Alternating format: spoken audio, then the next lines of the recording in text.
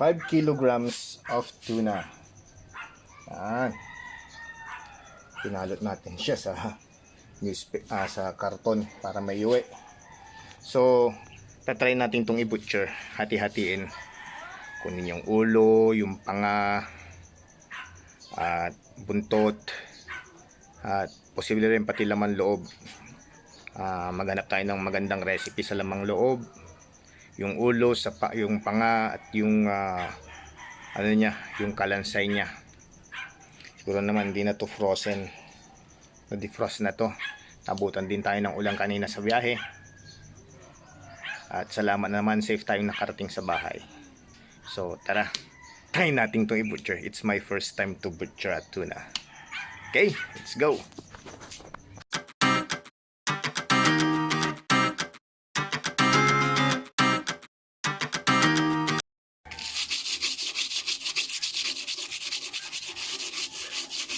Ihayin muna natin ang ating tools.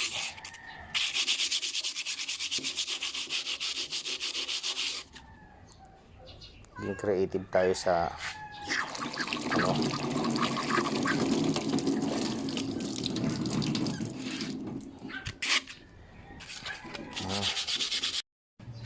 okay, umpisa na natin.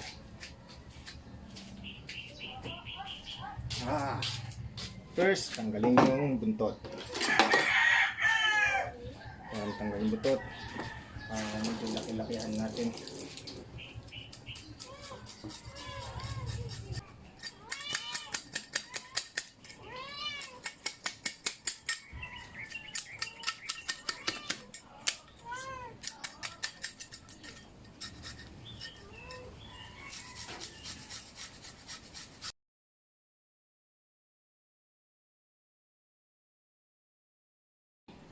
Ito.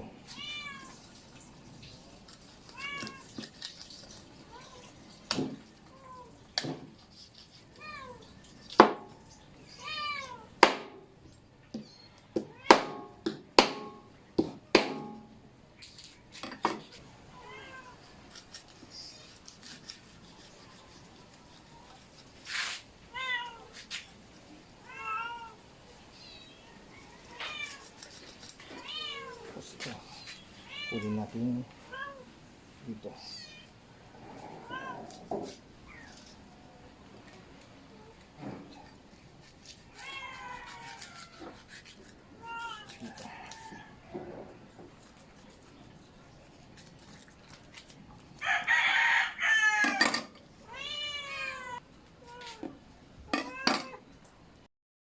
Wow!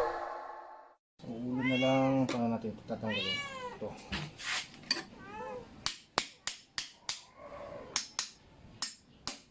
Yun.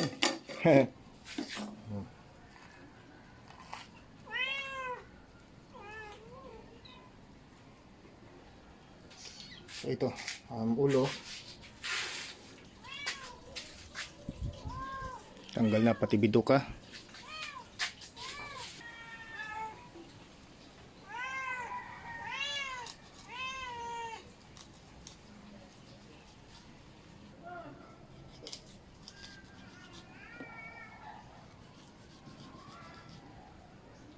Okay. The belly. Oh. Uy. Ito yata yung sperm niya. Sarap ihaw to. And this it's belly.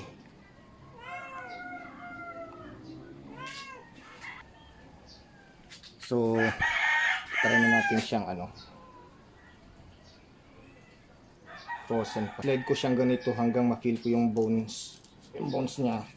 Tapos slice. Frozen pa siya pero ito pala. Ihiwalayin natin ito. Loin.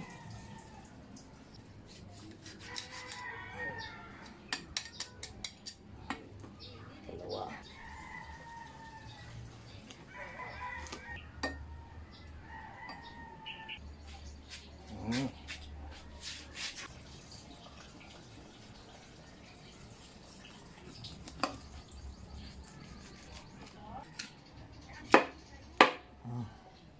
Ito. Hindi na natin to scrape, pero yan ang chop natin to isama sa ulo, sinigang.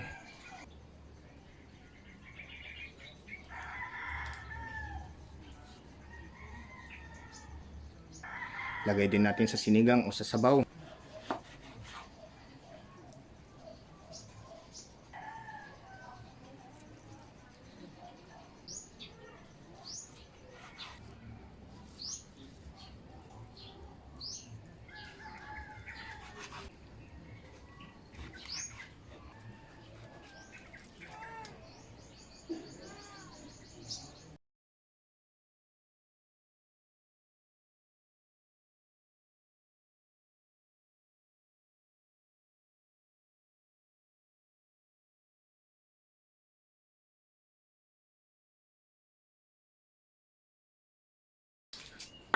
I'm gonna make a quick recipe.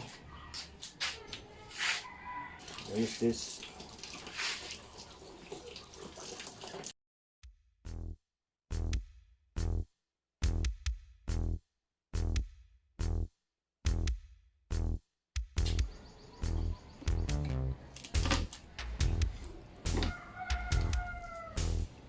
Crush the garlic, skin and all.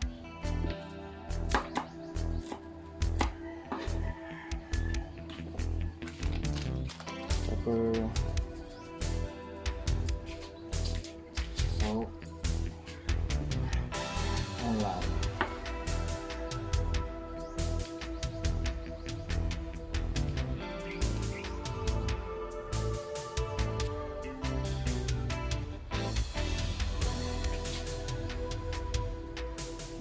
Malulusaw siya sa bunganga mo. Warm. Nagbuhat.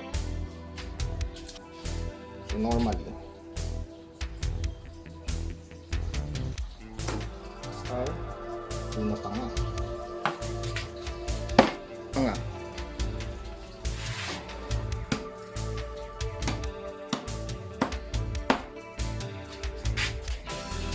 Sperm.